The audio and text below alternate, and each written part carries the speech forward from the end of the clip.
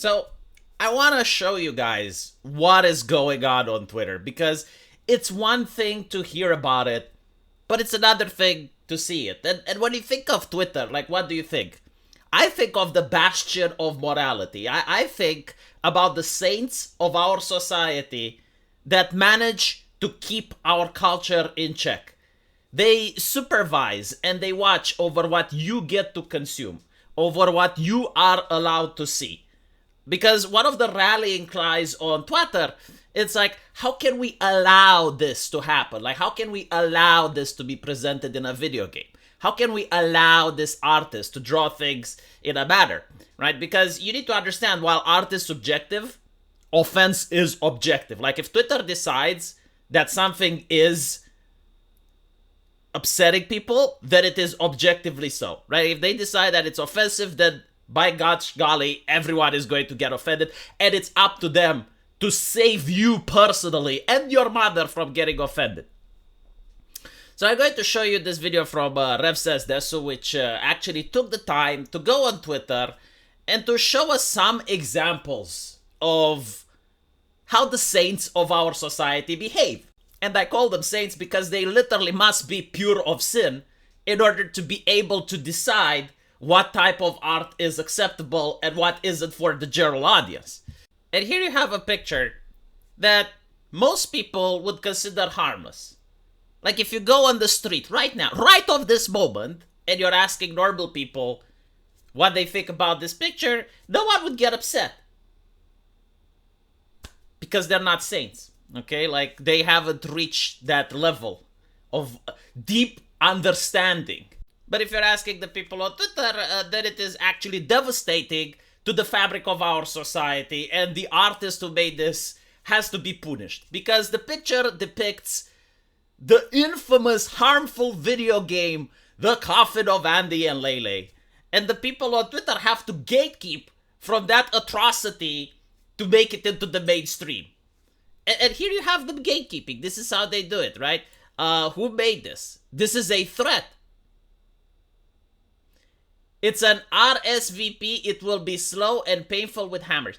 I want you to understand that this is what they are doing. Like, they will say that something is violent, like a drawing. The drawing itself is violent. Like, if the United States will ever go to war, they need to have this drawing on a standard so that the enemy can feel harm. Like probably this is what Israel does when they want to bomb a building in Gaza. You know, like they're throwing this picture around in order to let the civilians know that you have to evacuate as soon as possible, because otherwise the air raid is coming, right? This is how people on Twitter think. And I genuinely do not understand why other individuals do not take their words literally so that they can make fun of them. Like, if someone came up to you in real life, unironically, if a friend of yours came up to you in real life and said that this drawing is a threat, how would you react? Wouldn't you laugh at him? Would you think, what do you mean? But if he does that on Twitter, then it is acceptable. Then he needs to get a standing ovation for the deep philosophical words of wisdom that he said. And then it is acceptable for people to dogpile against the artist because, look, the artist is threatening. It's self-defense, right? Castle doctrine on the internet. And you get to see more of them. Like look here. Their obsession with hammers is self-evident, right? And there's like all of these pictures that are coming out. And what I don't understand is why isn't Polygon on the case?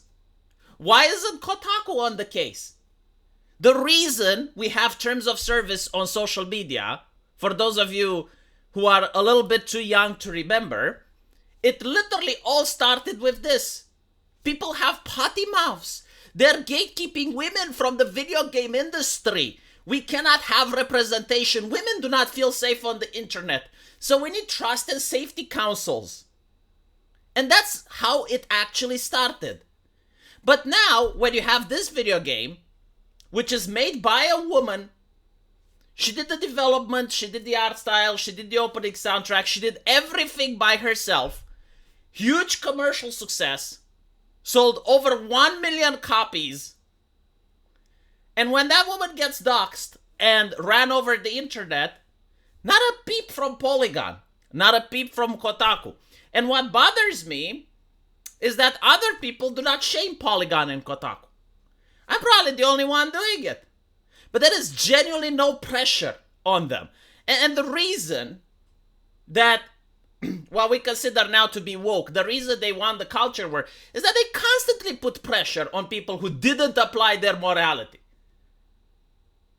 And not only that, but they would also put pressure on you to apply your morality as well. Like, for example, when Elon Musk took over Twitter, and he even said, it's like, yeah, I want a little bit more free speech, but like, I'm not going to allow slurs and stuff.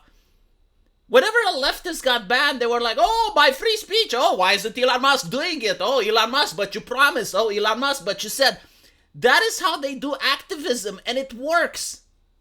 Not only do they try to impose their morality, like if they think that this art is offensive, they will do everything in their power, every trick in the book, in order to try to shame artists, in order to try to shame the developer, in order to rally everyone to their cause and gatekeep. It doesn't matter if the art is offensive or not, it's just like them displaying their power. It's like, we can't do this. If we don't like this video game, it doesn't matter why, but we get to show our strength. We get to show what happens when other game developers are messing with us. And there is no backlash against this, right? Like, the people who are threatening the artists, they do not get banned. No one is shaming, mocking, ridiculing them, criticizing them. And the issue is that no one is criticizing them for it. No one is calling them out for it. They're not getting suspended. They're not getting banned for blatant violations of the terms of service. Like, I don't see people on the right saying this stuff. I don't see, you know, like people who do not like Disney or who don't like Marvel or whatever, like say this stuff on their main accounts now, nevertheless, with 472 likes. Because it's not just one guy saying it. You look at the likes and it's harrowing. Like the level of brutality that these individuals want to display towards an artist for drawing something that is harmless is astonishing. Like again, these individuals, they consider that harsh criticism on social media equals death threats. Like, they consider that an art piece is different. Look what they're doing. And no one is criticizing them for it. In fact, like, people are just used to it. It's like the natural way of things. It's just normal. You have to put up with it. It's perfectly fine, you know, like, well, it's those people doing it. I mean, those people are at it again. And, you know, the reality is that they do influence society. Like, they do influence what video games people can and can't put out.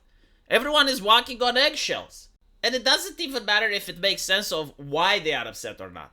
I mean, Baldur's Gate 3 has homosexual bear sex in it. They even bragged about hiring an actor to make the bear noises and to make the human noises as he's getting plowed.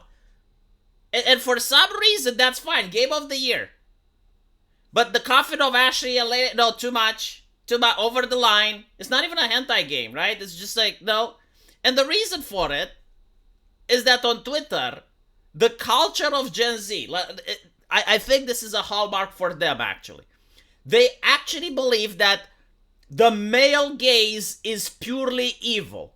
And therefore, by association, if you're a man who expresses the male gaze, you must be evil as well. Like, you are the scum of the earth. That's how they consider that. And this is why they go after the Coffin of Ashley and Layla. The bear sex scene in Baldur's Gate with the Starion, that is not problematic because it doesn't feed into the male gaze. If the video game had 2 male protagonists or 2 furries, these people would have cheered it. Unironically, like, they wouldn't have been neutral to it, they would actually promote it. But because you have this in the video game, that's why they are upset. Like, it is the aesthetics.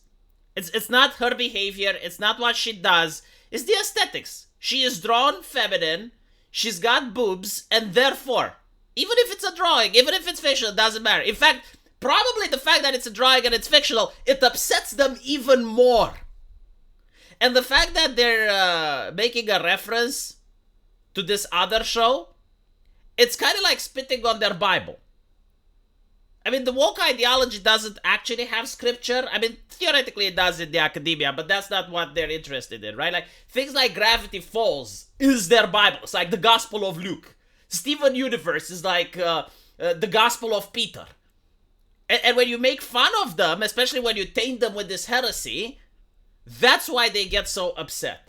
So hopefully you guys enjoyed a little trip into the mind of the individuals on Twitter. And I would like to let me know what you guys think, and I'll see you in the comment section. Take care.